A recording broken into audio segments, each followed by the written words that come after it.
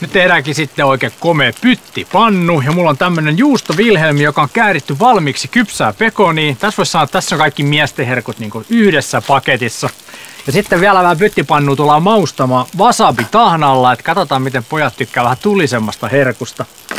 Tänne mä laitoin jo makkarat paistumaan ja aina kun pekonia paistetaan niin hitaasti, sen oikein rapea hyvä pekonipinta pitää siihen saada ja nyt alkaa olla aika hyvä tilanne.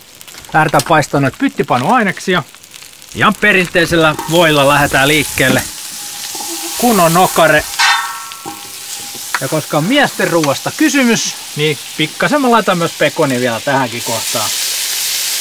Sen jälkeen perunaa, keitettyä perunaa, keltasipulia. Nämä ainekset vaan sekaisin ja ruskistetaan hyvä pinta.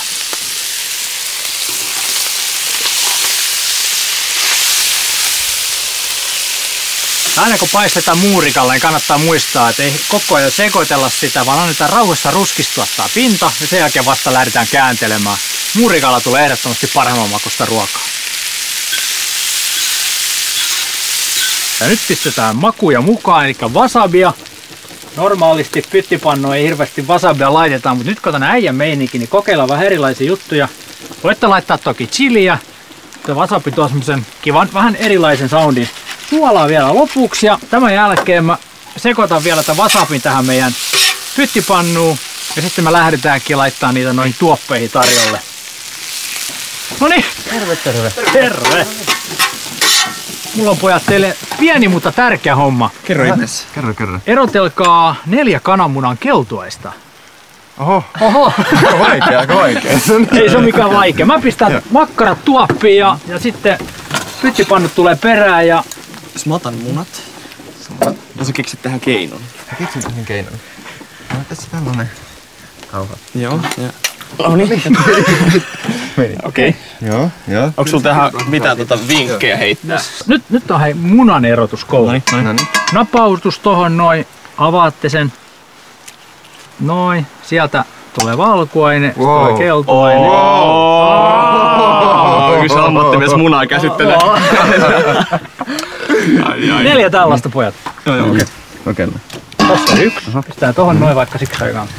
Joo. Hei, tähän onnistuu. Wow. Mielestäni asento aika hyvä. Joo, tähän pitää...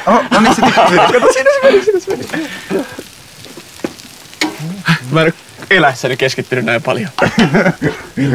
Tälle. Okei. Laitetaan se tähän näin. Wow. Koska pyttipannu pitää aina rikkoa raaka kananmuna. Sen jälkeen se on kunnon äijäruoka.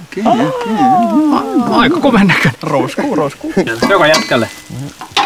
2 vielä. Nyt on hyvä. Noin. 2 ois.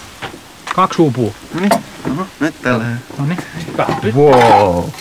No tämähän siis tää menee täydellinen. Tää menee kauneuden pyhittämisen puolelle.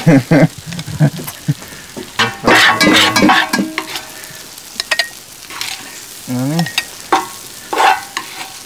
Tää on vähän ronskisti tuopissa tarjolla nyt tää ruoka, mutta eihän se haittaa. Eiks tää aika? No joo. Näin. Ei muuta kuin ottakaa tuopit kainaloon ja ei muuta kuin syömään. Aika hieno. Kiitos. No niin, hyvät ruokahalut. Moro. Kiitos. Näin me nähdään, että Vilhelmi makkarasta on aika moneksi.